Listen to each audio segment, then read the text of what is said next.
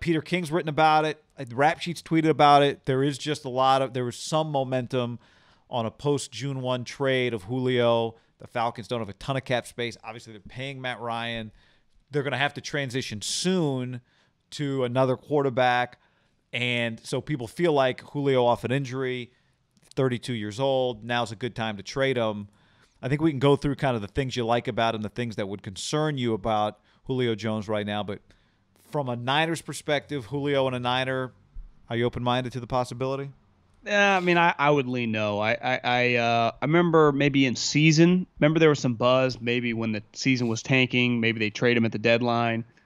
I text with an executive, and he just thought you get in trouble in the NFL, probably more than any other sport, when you take an older guy who is just an all-time great needle-moving name, right? J.J. Watt would fall under that, Julio, just guys that were like Hall of Fame talents, who it feels like, 32, 33, they start trending the wrong way, and then they have an injury. Because you know what usually comes with them when you trade for them? A huge salary. Because they were paid for what they did 3 or 4 years ago. And Julio, you look at his game logs, he's actually played 14, 15 games, 15, 16 games, 16, 14 games, 17, 18, 19, only missed 1 game 3 years leading up to last year. So he's been more durable than I think we just assume. Because when I think Julio, I think he's injured a lot. Yeah. Maybe he just, as like in fantasy football, he's just on the injury report a lot. He actually plays more than you think. It just feels like he's always dinged up. He just plays through it, which ultimately I think Dimitroff would say the reason it's one of my greatest, home run hits. Obviously, he was a great player. We all knew that. But I'd bet on the guy, and he's pretty fucking reliable. That's right? the number one. I mean, he got hurt. He hurt that hamstring, I think, like week 2 last year. And he kept trying to play and kept trying to play. Eventually, he ended up missing maybe the last 4 games in a row, 5 of the last 6, something like that. He ain't a tap-out guy. But if they were a playoff team, would he have been playing? I think he might have been. Yeah. And he John, he was on pace. If he had played 16 games last year, he was on pace for 90-plus catches. What do you have, 51, 52? And at least 1,400 yards. I mean, he's productive. He actually it's not his fault. One thing in like fantasy football circles, they always feel like he underperforms touchdown-wise. But that's his offense's fault, not like he's not. Because he has like 3 or 5 or 9. But yeah, he'll have part 90-plus catches. Yeah, it's like Calvin Ridley or whoever his counterparts, it feels like steal some of his touchdowns. His running back. I just would have a hard time. 33-year-old guy. I guess he just turned. How old is he? He's 32, I think. But check that. I mean, look, he's got a $23 million cap hit. Yeah, he turned 32 in February. Like that's a lot of money, and you're not getting him for like a 5th-round pick. He's not a money dump, right? So, I think there's a bidding war. I think there would be teams interested. I think there's 3 areas of concern with him, right? And if I were to rank the 3 areas of concern with him, I would say the number 1 area of concern is how much money he makes. The number 2 area of concern is how much you have to pay to get him. And third on the list for me is production. Because I think there's a price where you would love to, like, if you just said Julio Jones is on your team, is he a productive player or not? My bet is that Julio Jones is going to be a productive player in the NFL this year. And I think, like, pretty productive, not 50 catches. I would guess he'll be closer to 85 than he will be to 50. So I actually think the hamstring, a history, though, of this guy being on the field and being, like, ready to compete. But to me, it's what you said. It's what do you have to trade to get him, particularly for a team that's traded a lot now. And $23 million this year, $20 million in 2022 is what he's going to cost against the cap. I think when you look at the big picture for the Niners, part of why you want Trey Lance to be your starting quarterback is what happens in 2022. When you're not paying, in all likelihood, Jimmy Garoppolo $23 million. And you get to be in the position that the Bills are in and that the Chiefs were in, right? In 2019, Mahomes' first year as the starter. Browns are in that too. They've kind of everybody with a young quarterback, you're in this spot. Your quarterback, when you have a early first-round quarterback who's your starter, is going to be like the 10th highest-paid guy on your team. Mahomes in 2019 was the 10th highest-paid guy in the Chiefs. Right now, Josh Allen, the 10th highest-paid guy in the Bills. So, next year, in all likelihood, the highest-paid guy in the Niners is going to be Eric Armstead. Now, Jimmy, if he's still on the team. But, okay, so you're going to have a little bit extra money around because your quarterback's cheap. do you really need to use that on a receiver where you've spent a first-round draft capital, where you spent second-round draft pick, where you've got Kittle, you can get the ball to use check? Like, to me, that's part of it. Is this team, would Julio be good on the Niners? I think he would be. But you've invested in that position, and I think you're pretty good at that position. And I think Kyle Shanahan can manufacture catches for that position. I'm thinking partly about 2022 when you're going to need to use that money somewhere. Some of that money is going to go to Fred Warner, right? You might want to use that money on defense.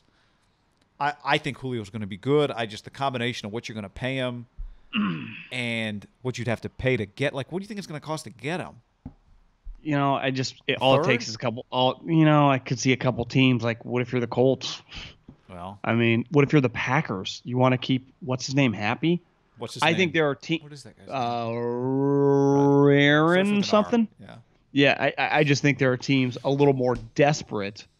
I actually think he makes a lot of sense for the Packers. And I know it's like, well, they don't have the cap. Yeah, you can figure it out. Like, that would be something. It would be hard. Like, okay, Aaron, we just traded for Julio Jones, and we got Devontae Adams, and we re-signed Aaron Jones, and you got all these offensive linemen, and you're just not going to show up day one of training camp? Like, that, I would say that accelerates the pressure on Rodgers. Like, right, you want to go to the fucking Raiders? You want to have the Broncos trade for you? Are you kidding me? Like, that, to me, that's the Gutekunst move.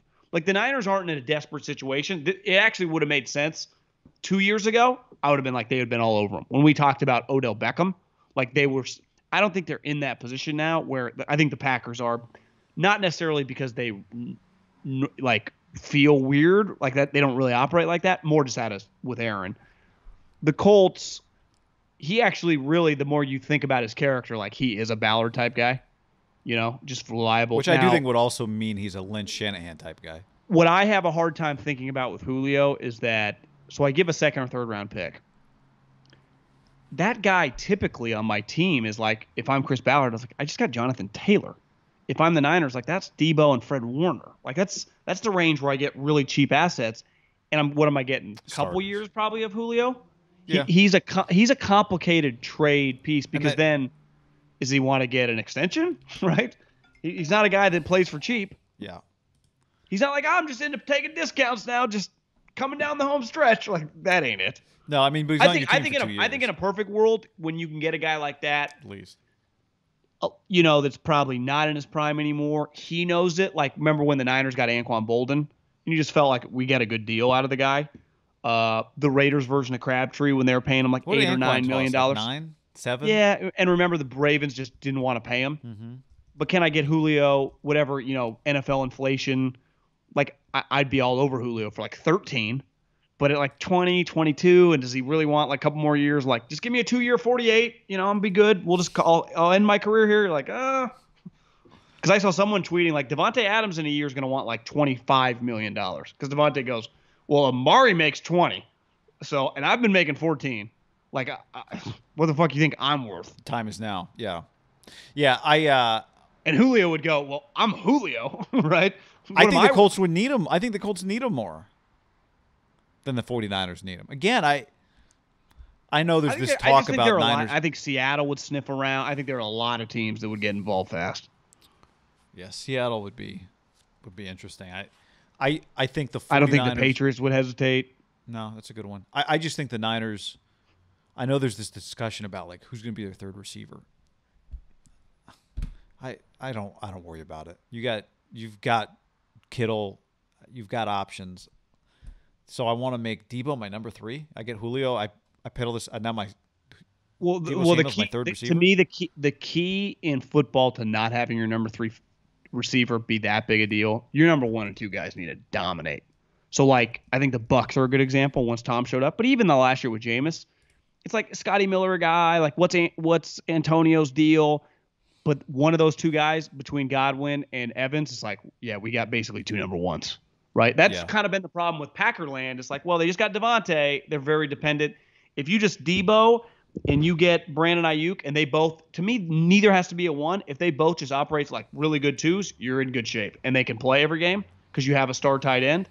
Like one thing that I think the Chiefs really – people talk about like Chiefs offense, and it is fantastic. They got 2 options. But the thing with those 2 options? It feels like they play every game. And it just their number 2 or number 1 wide receiver just happens to be the tight end and the wide receiver, right? And then all the other wide receivers are just chess pieces. But the moment like where it gets interesting is like, oh, Tyreek's out for 2 games. Well, then you just double Kelsey, and then the other guys have to step up. That's where the Niners, like if Debo misses a month, then to me that conversation is like, okay, well then just Ayuk and Kittle have to dominate. Yeah, which is fine. But it's like you all of a sudden it's like, oh, then Kittle gets hurt. Yeah. But again, I said this the other day when we were talking about the receivers. Their best players have to be their best players. Kittle has to. I mean, you mentioned it. Kelsey catches 26% of the passes in Kansas City. Okay, Kittle, Ayuk, Debo Samuel, like you've got the guy. You've got your top end guys. I don't think you need to add another top end guy as much as I actually do believe in Julio still.